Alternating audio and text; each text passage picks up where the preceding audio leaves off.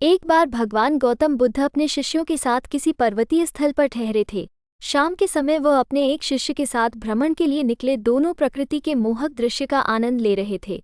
विशाल और मजबूत चट्टान को देख शिष्य के भीतर उत्सुकता जगी। उसने पूछा, इन चट्टानों में तो किसी का शासन नहीं होगा क्योंकि ये अटल, अविचल और कठोर हैं।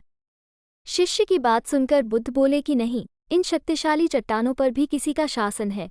लोहे के प्रहार से इन चट्टानों के भी टुकड़े टुकड़े हो जाते हैं। इस पर शिष्य बोला, तब तो लोहा सर्वशक्तिशाली हुआ।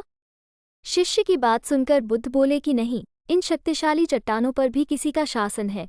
लोहे के प्रहार से इन चट्टानों के भी टुकड़े टुकड़े हो जाते हैं। इस पर शिष्य बोला, तब तो लोहा सर्वशक्तिशाली हुआ। बुद्ध मुस्कुराए और बोले, नहीं, अग्नि अपने ताप से लोहे का रूप परिवर्तित कर सकती है। उन्हें धैर्यपूर्वक सुन रहा शिष्य बोला, इसका मतलब अग्नि सबसे शक्तिवान है। बुद्ध ने फिर उसी भाव से उत्तर दिया, नहीं, जल अग्नि की उष्णता को शीतलता में परिवर्तित कर देता है तथा अग्नि को शांत कर देता है। शिष्य कुछ सोचने लग गया। बुद्ध समझ गए थे कि उसकी जिज्ञासा अब भी पूरी तरह शांत नहीं हुई है। शिष्य ने फिर सवाल किया, आखिर जल पर किसका शासन है? भगवान बुद्ध ने उत्तर दिया, वायु का। वायु का वेग जल की दिशा को बदल देता है। शिष्य कुछ कहता इससे पहले ही बुद्ध ने कहा कि अब तुम कहोगे पवन सबसे शक्तिशाली हुआ। नहीं, पवन सबसे शक्तिशाली नहीं है।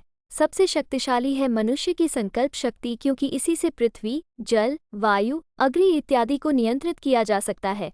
जीवन में कोई भी महत्वपूर्ण कार्य संकल्प शक्ति के बगैर असंभव है, इसलिए अपने भीतर संकल्प शक्ति का विकास करो।